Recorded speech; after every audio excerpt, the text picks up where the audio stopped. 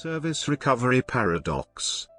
The Service Recovery Paradox, SRP, is a situation in which a customer thinks more highly of a company after the company has corrected a problem with their service, compared to how they would regard the company if non-faulty service had been provided. The main reason behind this thinking is that successful recovery of a faulty service increases the assurance and confidence from the customer. For example, a traveler's flight is cancelled.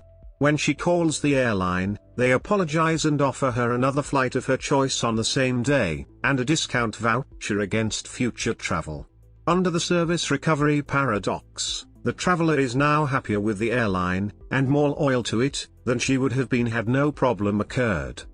Understanding SRP has been an important goal for both researchers and managers, as service failure is one of the main determinants of customer switching behavior, and successful recovery from these failures is seen by some as critical for customer retention. Recovery is especially important for service providers for whom ensuring an error-free service is impossible.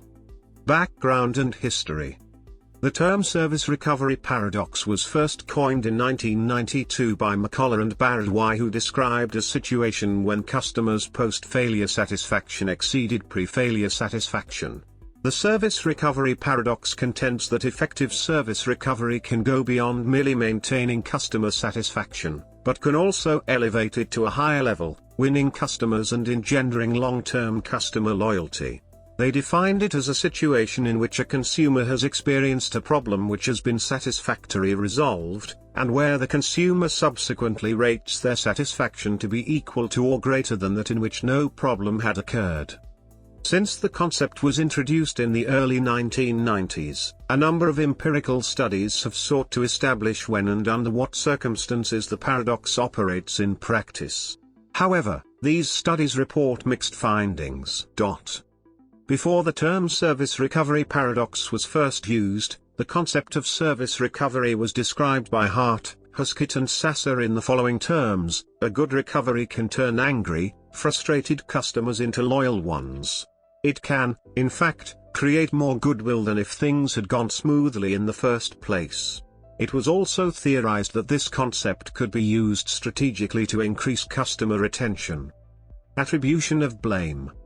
Service failures occur when service delivery falls short of customer expectations. Service failures are profoundly different to product failures in that service failures are far more personal with psychological outcomes. In the event of a service failure, customers will often seek to attribute blame. In attributing blame, customers typically consider three things. Blame may be attributed to. In the aftermath of service failure, dissatisfied customers have 5 major courses of action open to them.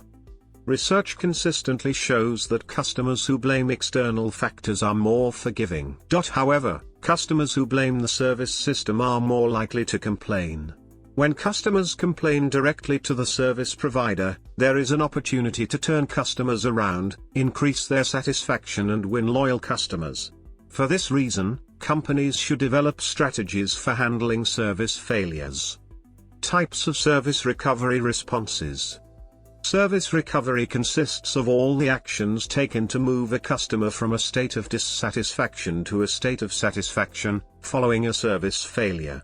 In the event that a service failure occurs, the service organization's response has the potential to either create or reinforce a strong customer relationship or change a minor incident into a major distraction.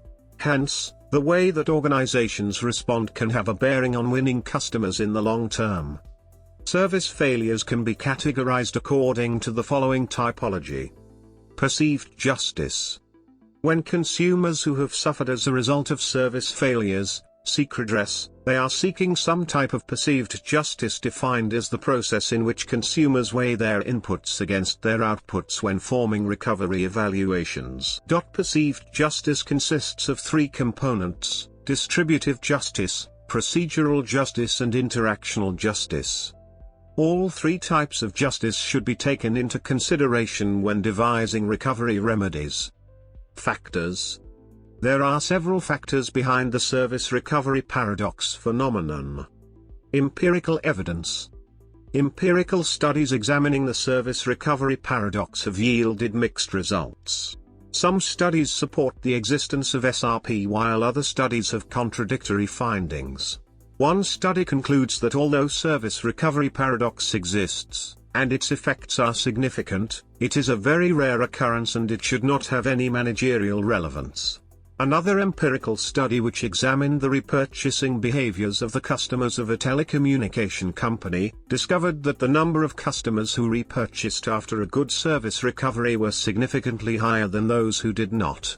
However, Michel and Coughlin in their 2009 study, using data from Swiss bank customers, concluded that service recovery paradox may only occur in case of mediocre service but not excellent service. Another conclusion was that the effect was most likely to occur when a number of conditions were met, such as the customer considering the failure not to be serious and to be out of the firm's control.